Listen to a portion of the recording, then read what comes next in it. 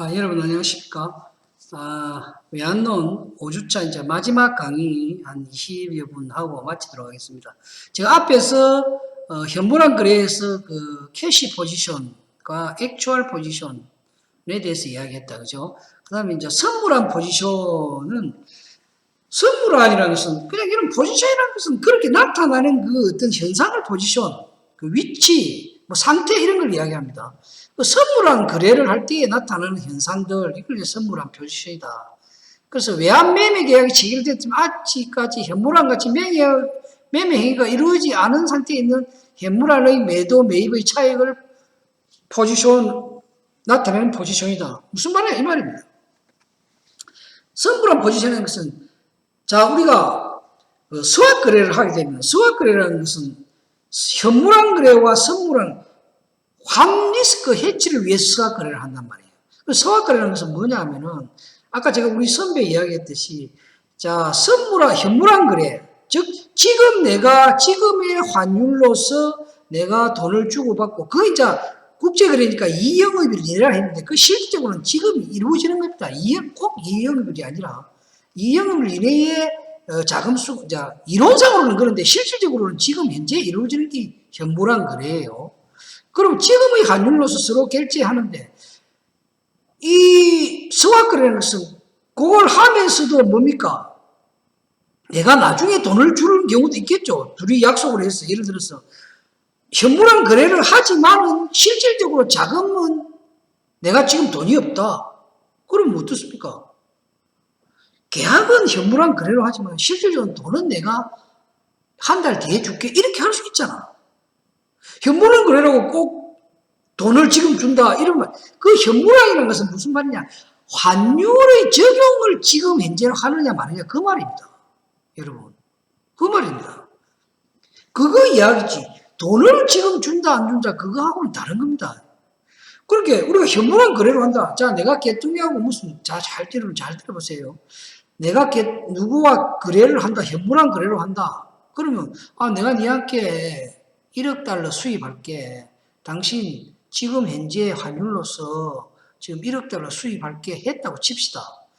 그냥 현물한 거래로 하면 지금의 환율로 합시다. 그런데 그럼 내가 자금은 내가 나중에 줄게. 한 달 뒤에 줄게. 그럼 한 달 뒤에 환율이 변할 수가 있죠.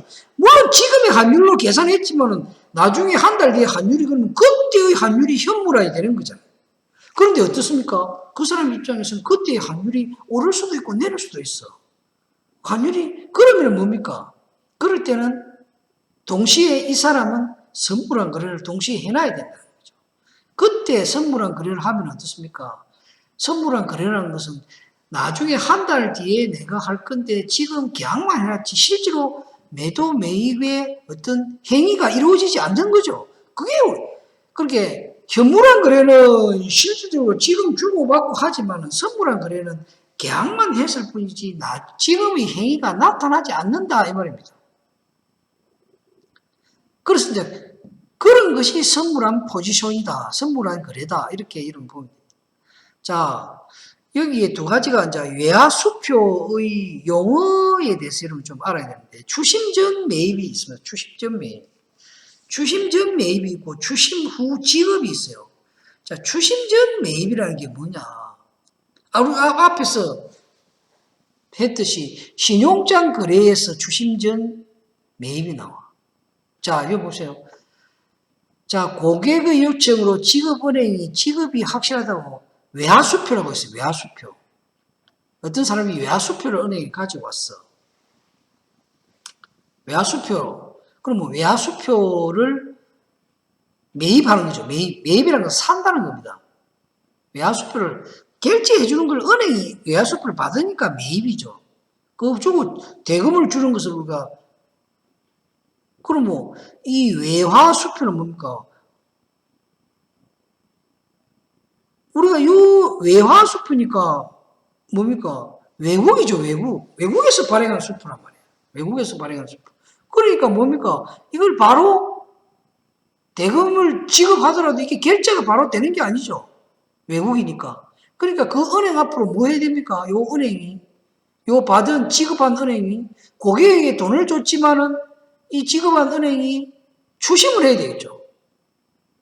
이 발행한, 외국에서 발행한, 자, 내가 수출한 어음도 마찬가지다. 수출한 어음도 마찬가지다. 그죠? 수출한 어음도 마찬가지고, 외화수표도 마찬가지입니다. 뭐, 외화수표나 수출한 어음이나, 수출한 어음도 뭡니까? 수출상이 선적스러워하고, 수출한 어음을 가져가서 돈을 달라 하면 돈을 먼저 줘요. 그게 추심 전 매입이죠. 왜? 추심하고 나서 추심이 완결된 상태에서 추심이라는 것은 그게 돌아가서 결제가 되고 나서 돈을 줘야 될 건데 그게 바로 뭡니까? 추심후 지급이죠. 결제가 되고 나서 돈을 주는 것을 추심후. 여러분 추심이라는 게 내가 뭐라 그랬죠? 돈을 받을 사람이 돈을 줄 사람에게 돈을 받기 위해서 행하는 행위 이게 추심이라 했습니다. 그러니까 내가 외화수표를 외국에 내가 수출을 하고 외국 뭐 수출을 하든 아니면 내가 돈을 빌려줬든 어떤 외국에 있는 어떤 사람에게 내가 외화수표를 받았어.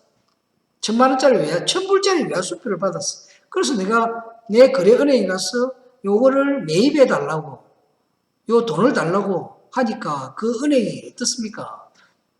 아, 요 외화수표는 뭐 돈을 뗄 염려가 있으니까 내한테 돈을 1,000불을 계산해가지고 받았어, 나는. 그게 이제 추심 전 매입이라. 은행이 추심을 하기 전에 내한테 돈을 먼저 준 거죠. 그걸 추심 전 매입이라 해.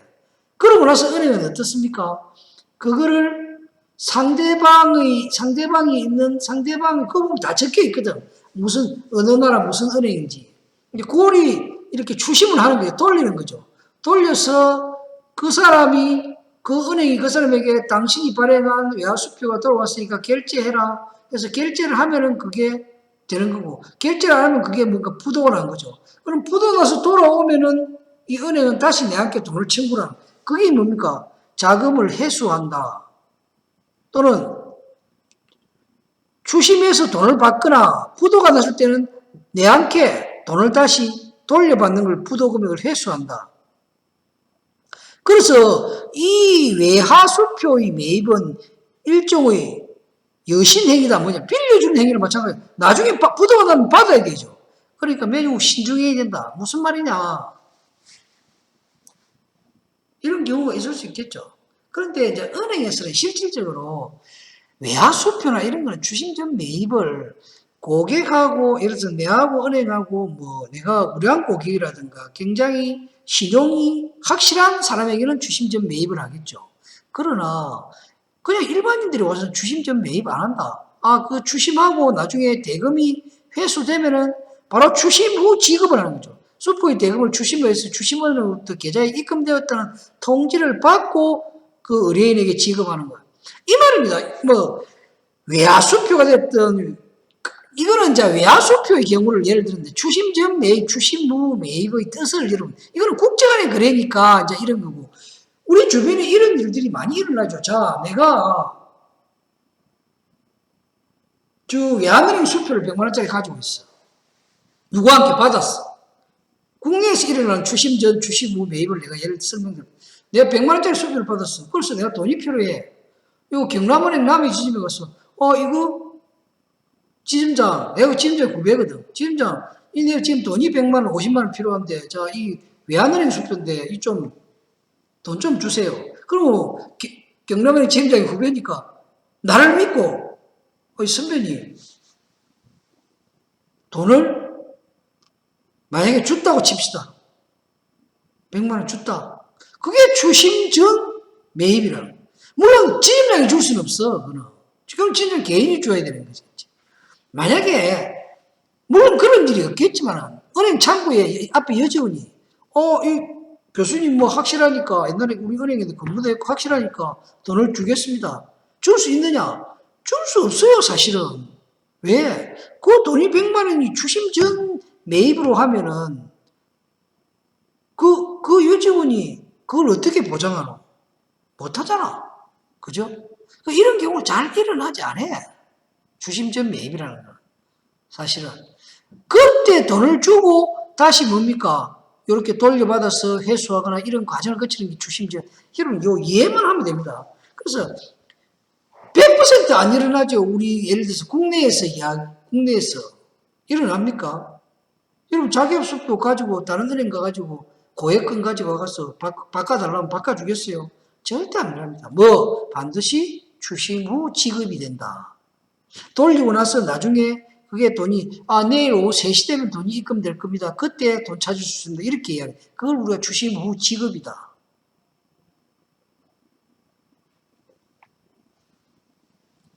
그래서 추심 전 매입의 뜻과 추심 후의 지급의 뜻을 여러분이 기억을 해라.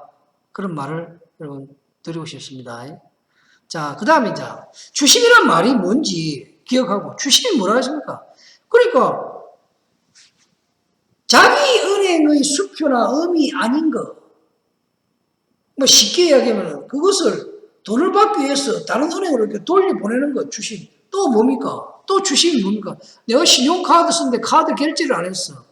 그러면 카드 SS 내 추심하겠습니다. 통보 오죠. 그게 추심. 내 당신한테 돈 받을 게 있으니까 돈 받는 절차, 당신의 월급을 압류하거나 당신의 재산을 압류하거나 이런 절차를 할 거다. 그러니까 돈을 받고자 하는 채권자가 채무자에게 돈을 받기 위해서 하는 절차, 그게 추심이다. 그 대표적인 게 뭡니까? 수표 돌리는 것, 다른 은행 수표를 다른 은행으로 돌려주는 것. 또 뭡니까? 내가 카드를 썼다, 빚을 안 갚았다. 그럼 뭐 빚을 갚기 위해서 은행에서 내 월급에 압류하고 재산을 압류하고 하는 이런 절차를 하겠다고. 근데 추심하겠습니다. 추심 통보서라고 와. 추심 통보서. 추심하겠다 하는 것을 통보해 주는. 그런 게 추심이란 말이에요. 또 추심 받으면 여러분 기분이 안 좋아요. 추심 통보를 받으면 여러분 기분이 안 좋다. 압류하겠습니다. 뭐 이런 것을 통보받는 거단 말이에요. 이해를 해야 됩니다, 여러분. 그 다음에 이제 외환거래의, 여기 밑에까지 하고 마치겠습니다. 외환거래의 위험에 대해서. 외환거래의 위험. 아까 내가 말씀드렸죠. 외국한 거래를 하면 엄청난 이 환율 때문에 위험이 많다. 자, 첫 번째가 이제 환율 변동 위험. 아까 이야기했죠. 지금 시대는 중국 빼놓고는 전부 다 자유 변동 환율제도다. 자유 변동 환율제도. 그래서 환율이 마음대로 변하도록 이 환율의 변동 폭이 엄청나게 깊어졌어요. 그렇기 때문에 이 환율 변동에 의한 거래의 위험이 굉장히 크다. 주식도 마찬가지예요. 지금도 주식도 과거에는 플러스 마이너스 뭐 15% 되는데 지금 몇 프로입니까? 플러스 마이너스 30% 엄청나게 변동폭을 높이 해놨어요. 그래서 돈을 따는 사람은, 주식을 잘하는 사람은 돈을 엄청 많이 따. 돈을 딴다고 하면 안 돼요. 많이 벌어. 주식도 정상적인 거래니까 엄청 돈을 벌 수 있는 게 주식이야. 주식은, 그래서 여러분 애널리스트들, 유명한 애널리스트들 돈을 엄청나게 부자예요. 그런데 그 주식을 잘 모르고, 잘 모르고 주식에 들어갔다면 폭삭 망하는 게 10억도 한꺼번에 날아가는 게 주식이다. 마찬가지, 환율도 마찬가지다. 환율의 변동폭이 크기 때문에 외국과의 거래에 있어서 환율이 예측을 잘못해서 결제를 많이 해야 되거나 받을 돈을 적게 받거나 엄청나게 손해를 볼 수도 있고 이득을 볼 수도 있다. 이 환율 변동 위험이 있고, 금리 변동. 사실은 이 금융시장의 금리 변동은 그렇게 크지는 않아요. 금리라는 거는 물론 이제 국제 외환시장에서 금리는 또 달라. 그러나 국내에서의 금리 변동은, 이거는 금리라는 게 어느 국내 경제나, 지금 그래서 우리가 외환거래에서 금리 변동이니까 외환시장에서는 사실은 국제적으로는 이 금융시장에서의 그 금리 변동은 그렇게 심하지가 않다. 그러나 금리도 굉장히 많이 변하기 때문에 위험은 존재한다. 그렇게 이야기할 수 있습니다. 그 다음에 이제 신용위험이라는 게 있어요. 국제거래에 있어서, 국제 외환거래에 있어서, 사실은 이 환율 변동 못지않게 큰 것이 바로 이 신용위험이다. 신용위험이라는 게 뭡니까? 신뢰의 위험, 서로 믿느냐, 못 믿느냐, 이 말이죠.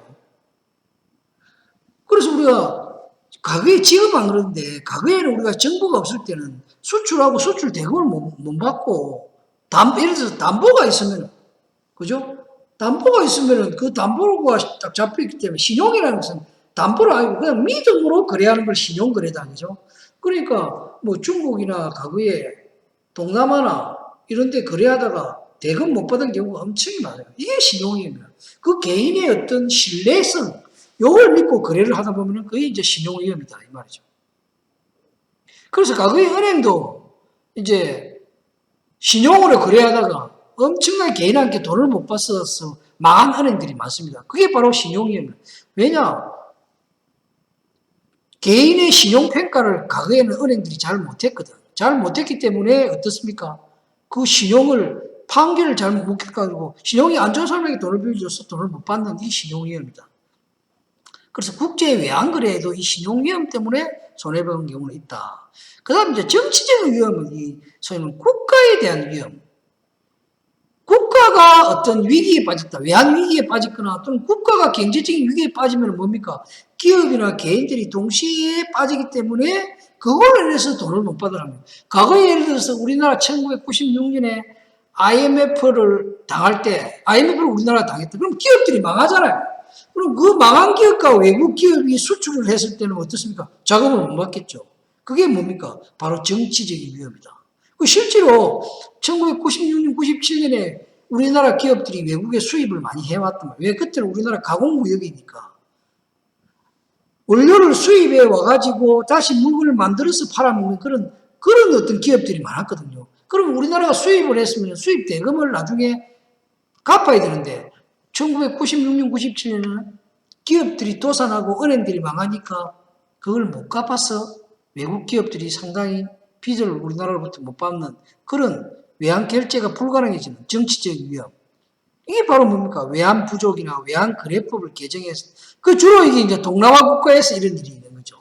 우리나라를 비롯한 동남아 국가들이 이런 정치적인 위험. 지금도 사실은 우리나라는 정치적인 위험은 뭐 있기는 있지만은 외환 거래와 관련한 정치적인 위험은 사실은 워낙 우리나라가 이제 선진국형으로 외환 금융이 이렇게 탈바꿈됐기 때문에 없다고 이야기할 수 있습니다. 그 다음에 이제 자금 조달 위험은 뭐냐? 자금 조달 위험은 돈이 부족해서 소위 말하는 우리가 한머니 뭐 아주 이자가 비싼 이런 돈을 빌려야 되는 그런 위험을 우리가 자금 조달 위험이라고 합니다. 그러니까 정상적으로 자금을 빌리면 금리가 낮은데 정상적인 자금이 아니고 내가 급하니까 자금이 이자가 높은 돈을 빌려서 그 비용이 올라가는 것. 그걸 우리가 자금 조달 위험이다. 이렇게 해요. 업무상 위험이라는 것은 뭡니까? 일을 처리하다가 생긴 위험이다. 그죠? 업무상 위험이라는 것은 자, 일을 처리하다가 어떤 실수로 뭐 손실을 볼 수, 또는 고의로 손실을 보는 건 아니죠. 이 업무상 위험은 실수로 인해서 예기치 않은 손실을 입게 되는 위험. 이거는 개인의 뭐 어떤 업무상 처리 미숙 이런 게죠. 그 다음 부정행위로 의한 위험. 이거는 뭡니까? 개인이 돈을 떼먹거나 뭐 도둑질을 하거나 또는 개인이 어떤 사리사욕을 위해서 뭔가 잘못 업무를 처리해서 생기는 그 부정행위. 근데 이 부정행위 이야기만 내가 옛날에 겪었던 거 한두 가지만 해줄게요. 제가 옛날에 그 모 은행 종합기획부 근무할 때요. 그래 창원에 어디 중리의 모 지점에 그 행원이 사고가 탁 터졌어요. 어떻게 터졌는고 합니까? 고객의 돈을 그때 당시 한 10억 그렇게 사고가 터졌는데요. 그때 당시 10억이면 엄청 고객의 이름을 도용해서 지가 대북에서 지가 지 스스로 그때는 수기로 했으니까 고객이 A라는 사람 도용을 해가지고 그 사람 앞으로 대출을 1억씩 받고 5천만 원씩 받고 막 이래가지고 그걸 갖고 주식 투자를 해가지고 막 손해를 벌어놓으니까 다시 만회하려고 더 많은 사람을 동원해서 10억을 해먹고 그 친구가 은행에 하고 행사 고발돼서 아마 내가 알기로는 그때 10년형을 받았다고 알고 있습니다. 10년형. 그 다음에 국민은행, 모은행, 국민은행인지 나는 모르겠는데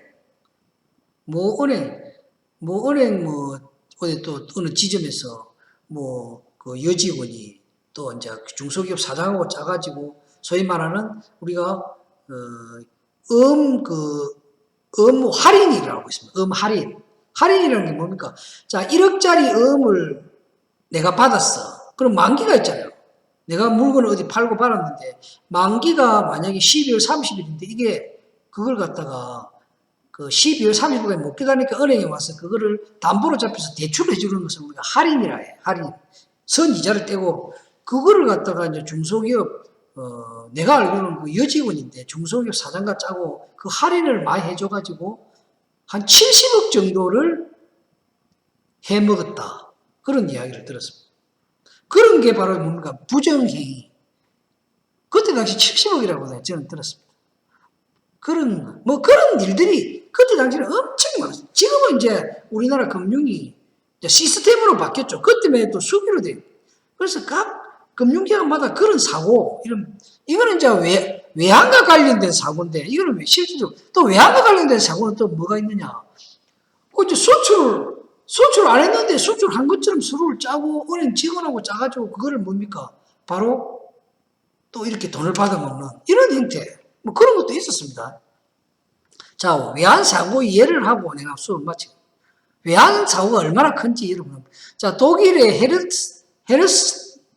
헤르스타트 은행이 파산됐다. 왜 파산됐느냐? 바로 1974년에 독일 금융당국이 파산을 결정하고 나서 미국에서 이 은행과 거래하던, 그렇게 독일 금융당국이 이 은행이 문제가 있어서 파산이 돼 파산 신고를 딱 하니까 미국에서 이 은행과 거래하던 많은 기업들이 뭡니까? 지급 중지가 돼서 엄청난 손해를 보게 되겠죠. 이건 어마어마한 손해를 본 사건입니다, 이거. 그 다음에 이제, 우리나라를 한번 볼까요, 우리나라 우리나라에 이런 게 있었대요. 1985년에 있었답니다. 어떤 딜러가 4년간 환율을 잘못 파악해서 344억 손실을 보인 경우가 있다. 이게 있었다. 실제로 있었답니다. 그 다음에 수입 중앙에 1995년에 한 손실로 2천만 달러. 지금의 환율로 해서 약 230억을 환율로 손해봅니다. 이거 한번 보십시오, 여러분.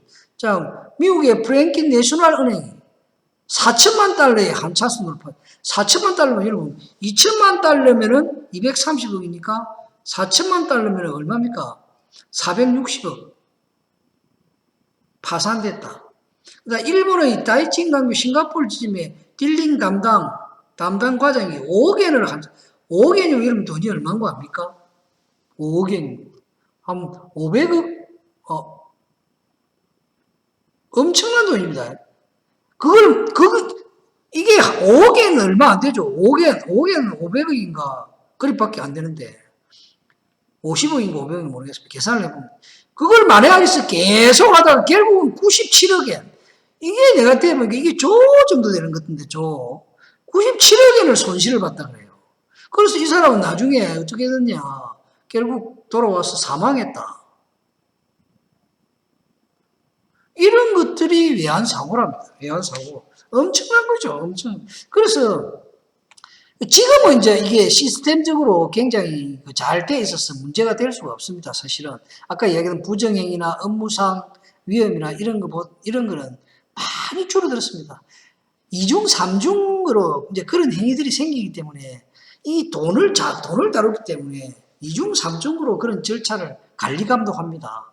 그래서 여러분 외환사고, 또 하는 예를 들어 내가 다니던 그 은행은 우리 선배입니다. 우리 선배가 이제 국제부장으로 저기 있었어요. 뉴욕 거기에 그 지점이 하나 있었는데 거기서 이 외환 거래를 하다가 한 4억 정도를 말아먹었어요. 그래서 바로 문 닫고 바로 소환해가지고 한국으로 들어왔습니다.